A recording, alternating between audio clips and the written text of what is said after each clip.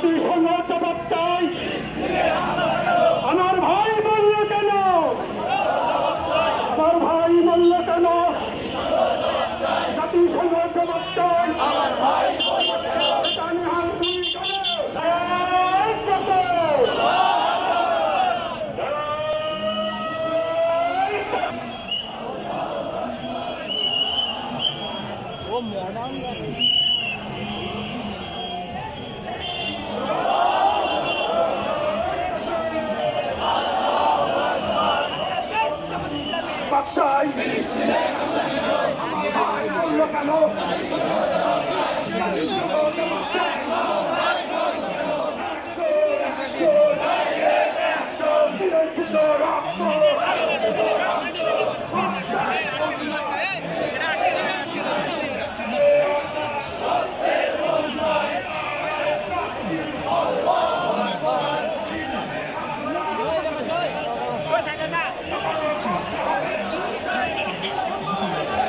বিশ্বের মূল বাধাকলিত সভ্য দেশ আমেরিকা।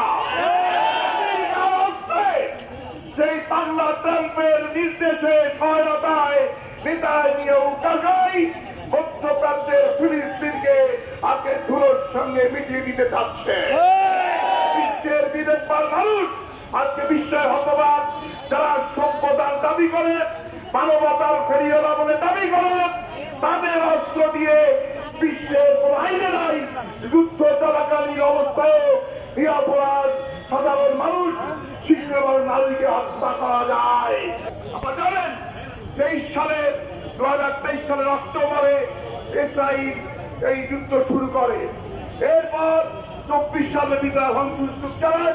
24 সালের শেষে এসে 25-এর শুরুতে একটি যুদ্ধ বিরোধী চুক্তি হয়, কিন্তু এই যুদ্ধ বিরোধী চুক্তিকে তোয়াক্কা না করে যুদ্ধ বিরোধী চুক্তি চলাকালীন কোন কারণ ছাড়াই তারা রমজান মাসে মধ্যরাতে আবারও হামলা করেছে। মঙ্গলবার একদিনেই 440 জন মারা গেছে।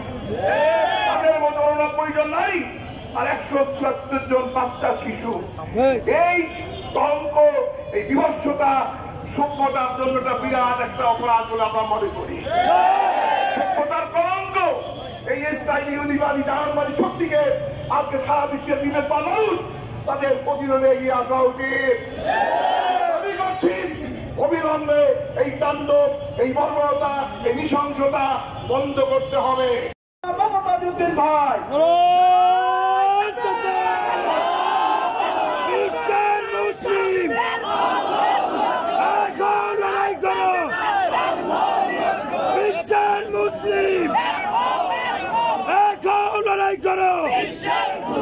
নেতানিয়াহুর কালো হাত ভেঙে তেরে গুড়িয়ে দেয়। ভূমিষ্ঠিত করে 23 সাল থেকে ইসরায়েল ফিলিস্তিনের উপরে হামলা চালিয়ে অর্ধ লক্ষাধিকেরও বেশি মানুষকে নির্মমভাবে হত্যা করেছে। আমরা এই হত্যাকাণ্ডে ঘৃণা এবং প্রতিবাদ জানাচ্ছি। সম্মানিত ভাইরা, আপনারা জানেন সম্প্রতি জাতিসংঘের মহাসচিব 4 দিনের সফরে বাংলাদেশে এসেছিলেন। তার বিদায়ের পরেই আবার নৃশংসভাবে যুদ্ধবিরোধী চুক্তি লঙ্ঘন করে আবার ফিলিস্তিনি মুসলমানদের উপরে ওই ইহুদি রাষ্ট্র হামলা চালালো। আমরা জানি না জাতিসংঘের মহাসচিবের এ ব্যাপারে কি ভূমিকা ছিল।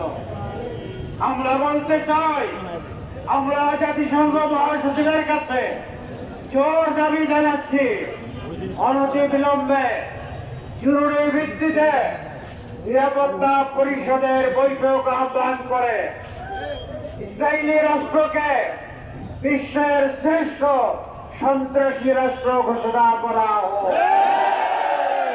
দাবি জানাচ্ছি আন্তর্জাতিক অপরাধ ট্রাইব্যুনাল গঠন করে এই খুনি নেতানিয়াহু দৃষ্টান্তমূলক বিচার করা হোক।